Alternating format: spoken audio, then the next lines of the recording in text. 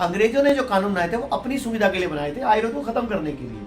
और 78 साल बाद आज देश आजाद हो चुका है, फिर भी वो कानून लागू है, तो आयुर्वेद खत्म करा जा रहा है। स्पेशली ये एलोपैथिक जो है ये कोरी लूट है। ये आपने प्रैक्टिकल कर लिया ना। हाँ 20 साल से आप हेपेटाइटिस भुगत रहे हो, बिल्कुल। दवाइयों के साइड इफेक्ट भुगत रहे हो, उसी ने आपका लीवर फेलियर करा। 15-15 दिन पैरासीटामोल खिलाना मतलब क्या बनता है उसका? इम्प्रूवमेंट तो क्या, मैं पूरा डिटेरियोरेट हो गया, उल्टा खराब हो गया। तो आप एक बात बोल रहे थे कि एलोपैथी एक जंगल है, लूट की दुकान है। बिल्कुल लूट की तो दुकान। मैं चाहूंगा आप थोड़ा सा अगर कर पाए ब्रीफ तो दुनिया का बहुत भला हो जाएगा।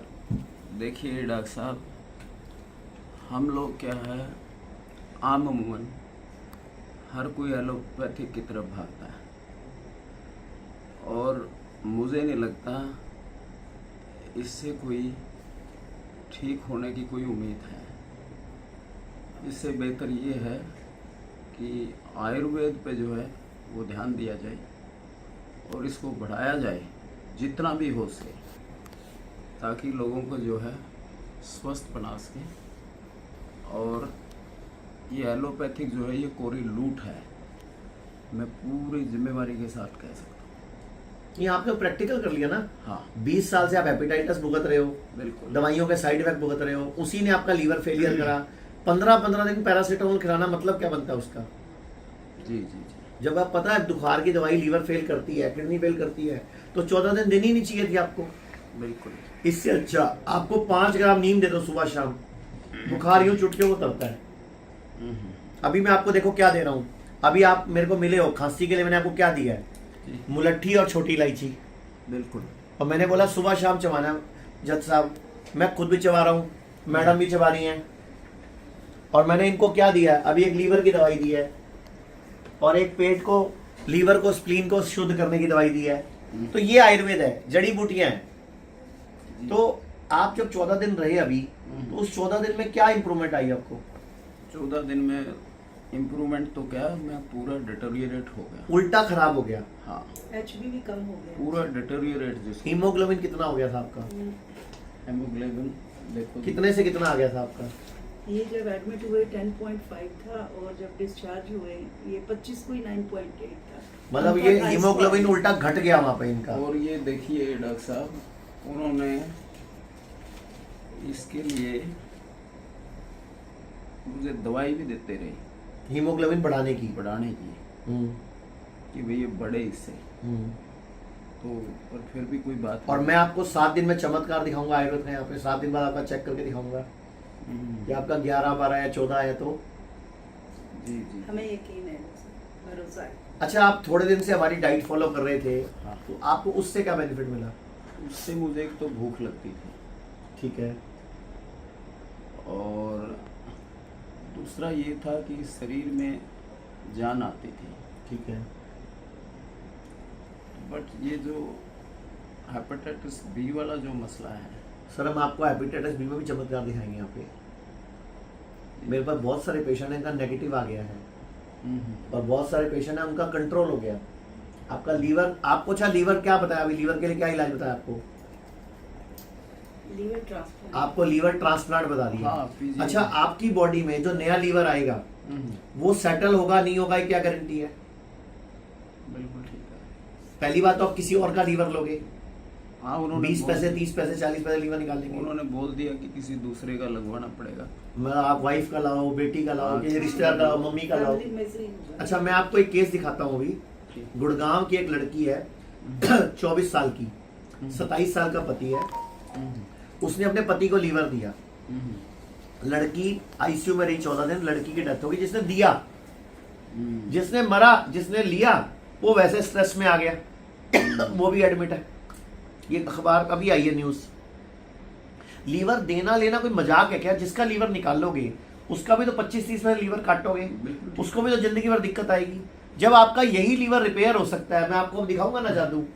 मैं आपका अब आपके पास फाइब्रो स्कैन की रिपोर्ट है, मैं आपके 7 दिन बाद, उसके 20-25 दिन बाद दोबारा रिपोर्ट कराऊंगा, फिर आपसे दोबारा वीडियो बनवाऊंगा, आप खुद बताओगे मेरा लीवर मेरे जीने लायक कर दिया इन्होंने। अब मैं 10 15 20 साल आराम से जी सकता हूँ। डॉक्टर साहब जो ही ये बताते हैं कि लीवर ट्रांसप्लांट होगा, आदमी 25% तो वैसे ही कमजोर हो जाता है। स्ट्रेस। बस साइकोलॉजिकली आप इतने वीक हो जाते हो, कितने स्ट्रोंग हो, बट ये जो है बड़ा शॉकिंग है। अच्छा, मैंने अभी आपको एक स्टोरी सुनाई किसी लीवर के पेशेंट की जो 1.5 साल जिया, जिसको कि लीवर फेलियर था और उसको गोद में उठा के लाए थे। मैंने बकायदा आपको नाम भी बताया, एड्रेस भी बताया कि कौन है। एमपी के ब्रदर की बात कर रहा हूँ, उनके फादर, कजन की, मतलब उनके ब्रदर थे जो एमएलए समाल खां और सोनीपत के एमपी रमेश कौशिक जी। आप चाहो तो उनसे कंफर्म कर सकते हो मेरी स्टोरी। बिल्कुल ठीक है कि अगर मैंने एक बात बोली कि उनको कैसे हालत में लाई थे तुम, चल के गए थे वो 14 दिन बाद, 3 चक्कर लगाए थे उन्होंने पूरे हॉस्पिटल के, 5 चक्कर। हम तो खुद फील कर रहे हैं डॉक्टर साहब, तो किसी से नहीं पूछना। हम खुद महसूस कर रहे हैं कि इनको जो भी आराम आया, जो फर्क अभी सिर्फ 2 ही दिन पूरे हुए हैं 2 ही अभी। दिन पूरे हुए, क्योंकि मैं वहाँ भी इनके साथ थी।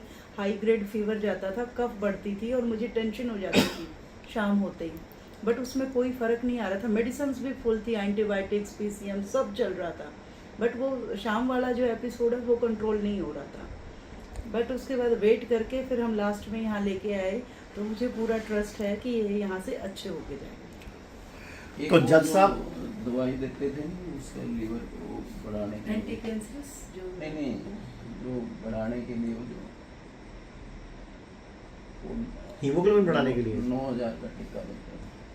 Albumin protein. अच्छा, एल्ब्यूमिन बढ़ाने के जी, लिए। जी, अच्छा जी, अच्छा। जी। हाँ, वो वो एक बहुत प्रोटीन बड़ा शुरू गेम किया है ये। था। अब देखिए आम आदमी कैसे उसको दे। तो जज साहब, जब आप ये सोचिए, जब आप आज 58 साल की उम्र में आके आयुर्वेद को समझ रहे हो, तो सोचो आम आदमी का क्या हाल हो रहा है। मार्केट में निरी टूट चल रही है, बायोप्सी करे जा रहे हैं, कोई के पेट स्कैन। अच्छा, आपका भी पेट स्कैन करा दिया? पेट स्कैन करा दिया, सारे सीटी स्कैन करा दिए, हार्ट का, चेस्ट का, लंग्स का, कोई टेस्ट छोड़ा ही नहीं। और ठीक नहीं कर पाते? नहीं, टेस्टिंग के नाम पे बस पैसा बनता है। नहीं कर पाते। तो मैं आप जो जज साहब से मैंने एक प्रॉमिस लिया, आज हाई कोर्ट के जज है, मैंने प्रॉमिस लिया है जज साहब, मैं आपको 15 20 दिन 25 दिन में पूरा वापस ड्यूटी पे ज्वाइन कराऊंगा आपकी।